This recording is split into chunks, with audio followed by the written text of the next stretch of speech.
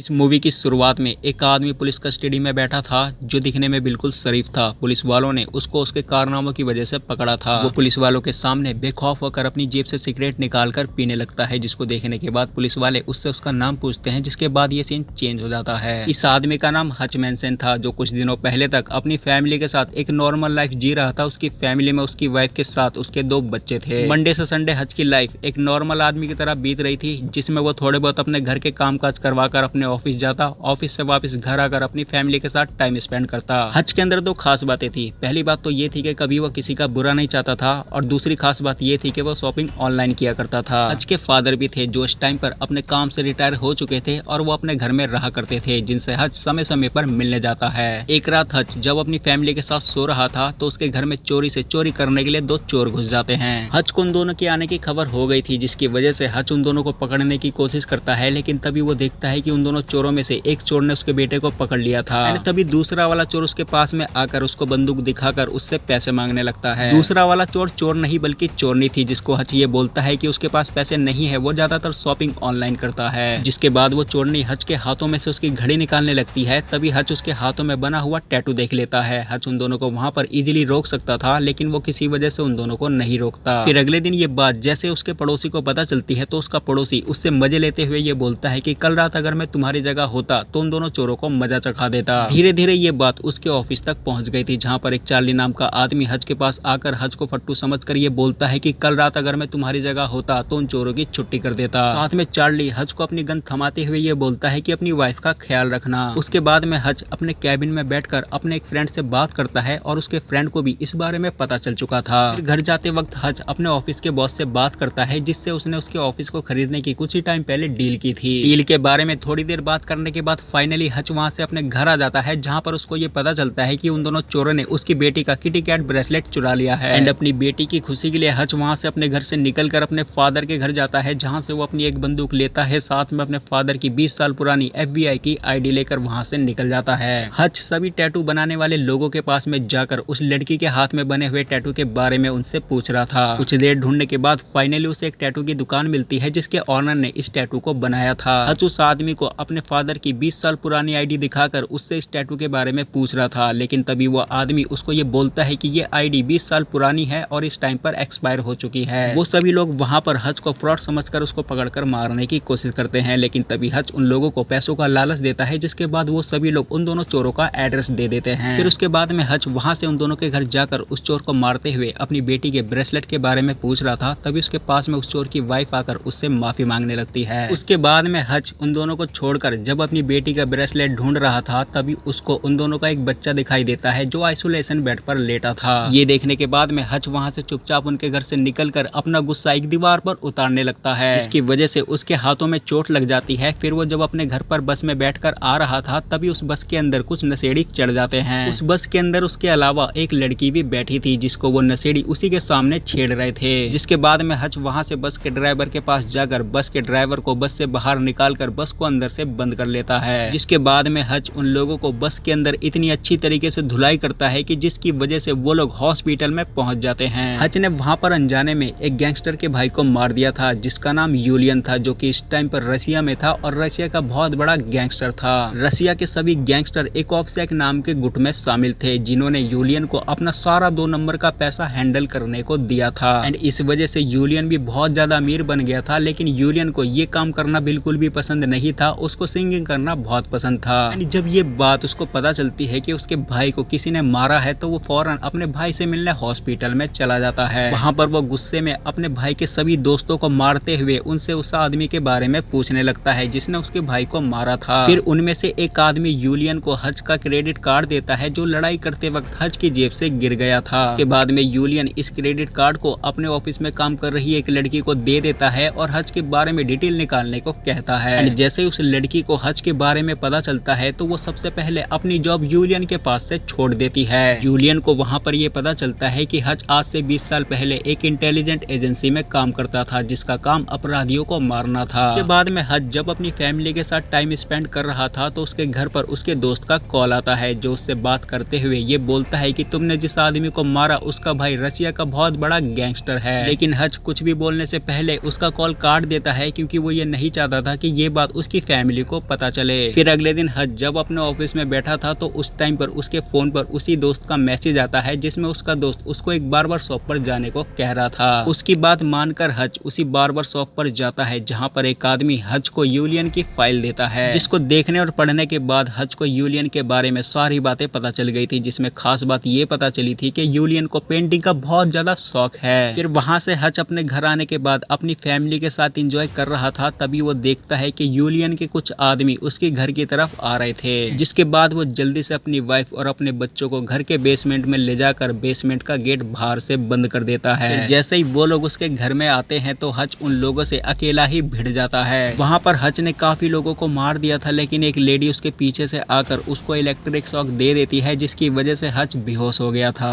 जिसके बाद वो लोग गाड़ी की डिग्गी में हज को डालकर वहां से यूलियन की तरफ निकल जाते हैं। थोड़ी देर बाद जब हज को होश आता है तो वो देखता है कि उसका हाथ हथकड़ी से बंधा हुआ था, लेकिन हज इंटेलिजेंट एजेंसी में काम कर चुका था, जिसकी वजह से हज को हथकड़ी खोलने का बहुत पुराना एक्सपीरियंस था। हज वहां पर अपने एक्सपीरियंस का यूज करते हुए उस हथकड़ी को खोल लेता है, जिसके बाद वो चलती गाड़ी में ही उन लोगों के ऊपर हमला कर देता है, जिसकी वजह से उस गाड़ी का बैलेंस बिगड़ जाता है और वो गाड़ी दूर जाकर गिर जाती है। उस गाड़ी में सभी लोग तो मर जाते हैं, लेकिन हज अभी तक जिंदा था। उसके बाद में जल्दी से हज अपने घर जाकर अपनी वाइफ और अपने बच्चों को बेसमेंट से निकालकर उन लोगों को एक दूसरी जगह पर भेज देता है। अपनी फैमिली को वहां से भेजने के बाद हज वापस अपने घर में जाकर उन मरे हुए लोगों से कुछ देर बातें करता है, जिसके बाद वो वहां से निकलकर अपने घर को आग लगा देता है एंड अपने उसी पड़ोसी की गाड़ी लेकर वहां से वो भी निकल जाता है। घर से निकलते वक्त उसने अपने सारे पैसे ले लिए थे, जिनको लेकर वो अपने ऑफिस के बॉस के पास में पहुंचता है। उसने अपने बॉस से उसका ऑफिस खरीदने की डील की थी एंड फाइनली आज वो उसका ऑफिस खरीद लेता है। उसने उस जगह को एक नॉर्मल जगह से एक अलग लेवल की जगह बना दी थी, जिसके बाद वो अपने सभी हथियारों को वहां पर छुपा देता है। इसके बाद वो वहां से यूलियन की कंपनी में चला जाता है, जहां पर उसके सभी एम्प्लॉय पैसों को गिन रहे थे।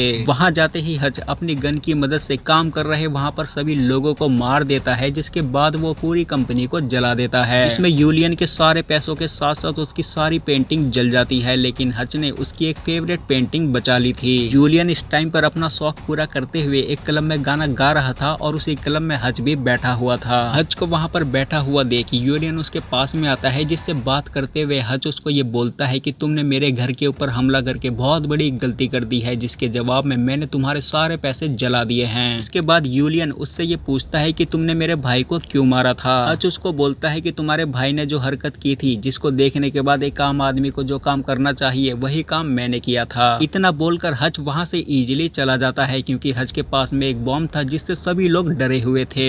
लेकिन उसके बाद भी यूलियन अपने लोगों को लेकर हज का पीछा करता है। वो लोग रास्ते में हज को गन की मदद से मारने की कोशिश करते हैं, लेकिन हज उनसे बचता हुआ अपनी गाड़ी को लेकर ऑफिस के पास में पहुंच जाता है, जहां पर उसके फादर और उसका दोस्त भी मौजूद था। जिसके बाद वो तीनों मिलकर यूलियन के लोगों का सामना करते हैं। उन लोगों ने वहां पर पहले से ही जगह जगह पर बॉम्ब लगाए हुए थे। फिर जैसे यूलियन के आदमी ऑफिस के अंदर जाते हैं तो वो बॉम्ब ऑटोमेटिक फटना शुरू हो जाते हैं। बाकी के जितने लोग बचते हैं उन सभी लोगों को वो तीनों मिलकर बंदूक की मदद से मार देते हैं। फाइनली हज यूलियन को भी उसी बम की मदद से मार देता है, जिस बम को लेकर वो उस क्लब में गया था। गोलीबारी की इतनी ज्यादा आवाज होने की वजह से वहां पर पुलिस वाले भी आ रहे थे, जिसके बाद में वहां से हज अपने फादर और अपने दोस्त को भेज देता है, जिसके बाद वो खुद को पुलिस के हवाले कर देता है। एंड फाइनली सीन वहीं पर शिफ्ट होता है जहां से मूवी स्टार्ट हुई थी। पुलिस वाले उससे उसका नाम पूछते हैं तो जवाब में हज उनको बोलता है कि मेरा नाम नोबडी है। जिसके बाद में पुलिस वालों को कॉल आता है। फिर उसके बाद में वो लोग हज को छोड़ देते हैं। फिर कुछ दिनों बाद हज अपनी फैमिली को लेकर एक नया घर खरीदने जाता है। वो लोग एक ऐसा घर खरीदते हैं जिस घर में पहले से बेसमेंट था। इसका मतलब साफ था कि हज के साथ आगे भी ऐसा कुछ हो सकता है। एंड यहाँ पर ये मूवी खत्म हो जाती है। तो दोस्तों आज की वीडियो में सिर्फ इतना ही। मैं मिलूंगा आपको नई वीडियो में नए टॉपिक के साथ। तब तक के लिए धन्यवाद।